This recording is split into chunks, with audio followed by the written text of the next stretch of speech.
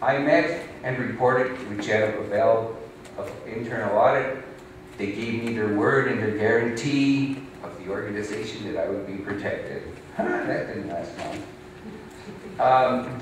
Right afterwards, Guite calls me to his office. Well, guess what? They told Guite that I had reported on him. Okay, and he tells me the purpose of the meeting is to declare me surplus, which meant being fired.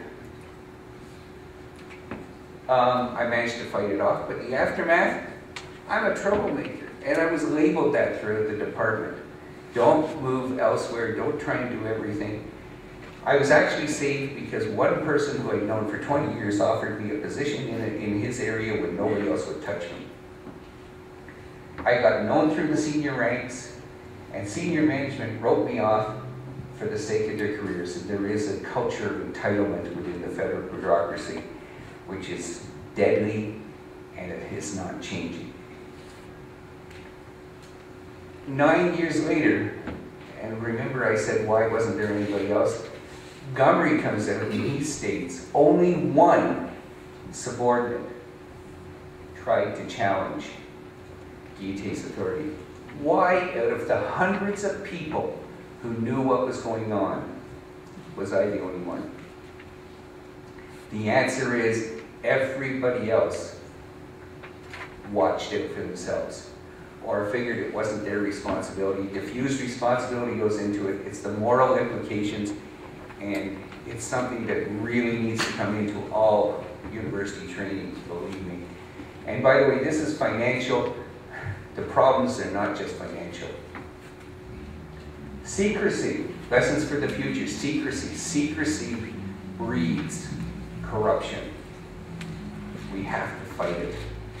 And there is a tendency of governments to try to produce extreme secrecy. They don't want people to know what's going wrong. They should actually be saying, with pride, something went wrong and we're fixing it. But as soon as they say something went wrong, the other parties say, what did you do wrong? And it becomes a political nightmare. We haven't changed the political culture to that extent yet. Trust.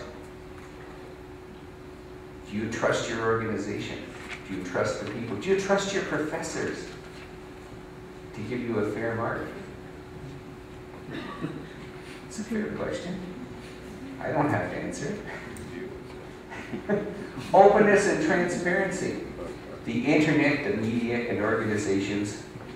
Am I still ahead of schedule? 5 minutes? Hey, I'm right on schedule. Well, I didn't want to have you blow the whistle on me. Disclosure becomes the cornerstone of an organizational integrity, and it reduces the possibility of being blindsided without one's knowledge. The U.S. is ahead of anybody else that I know with Sarbanes-Oxley. It is not 100% legislation, but it's a big improvement. It actually states that CEOs are legally and criminally responsible for wrongdoing in their organization, whether they know it or not. So they are now obligated to have a reporting mechanism to learn what's going on in their organization. That's a step forward.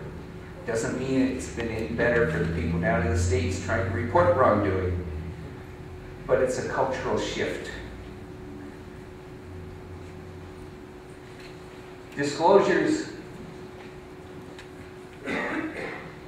is a word for whistleblower. It's actually the only synonym that we've found that exists. Anything else you bring up with or trying to get people in trouble, whistleblowers are trying to solve problems. The public value collective responsibility of team building. Oh, look at the team out there. They did so well together. But you all love Rambo. You love the person who stands up and fights the system for a good cause. Whistleblowers or disclosures, persistent, and they're not going to disappear. I was dealing with a person who happens to be out west, and he said to me in the course of a conversation, he said, it's a real sad thing to say, but he said, whistleblowing is a growth industry. What he didn't realize, I didn't take that as a sad comment. I took that as a comment of hope.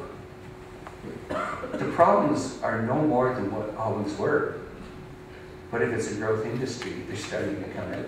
So there's hope to change the system. Montgomery said it, if whistleblowing legislations, it must protect public servants. There is not a single province. The best legislation in this country is in Saskatchewan.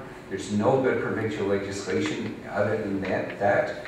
And the federal legislation, while it is there, it is weak. In 2 years of existence, the Integrity Commissioner has found no whistleblowers, while I've had at least 20 or 30 of them talk to me. How do we create a culture of ethics? We'll never get there. But it's the journey that's important. The effort. If we don't make the effort, we go back. We always have to try to go forward. And we can change the culture. 20 years ago, drunk driving was acceptable. 30 years ago, I can recall going home from university slightly loaded, and it was considered totally acceptable. The designated driver is a great innovation. As a university student, I would prefer to be on campus and stay there, though.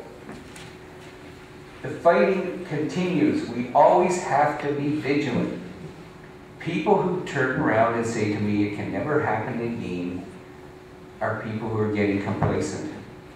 I know for a fact, I've been interviewed by the CBC and by CTV, and they're talking about ministerial interference into the bureaucratic system. And I keep saying the problem is not the minister coming down. The problem is the senior bureaucrat allowing it. 2 minutes? 2 minutes. Okay, openness. You can see this is a national organization, Canadians for Accountability. It was created after my episode. It's a whistleblowing organization to help people with whistleblowing, where people can report.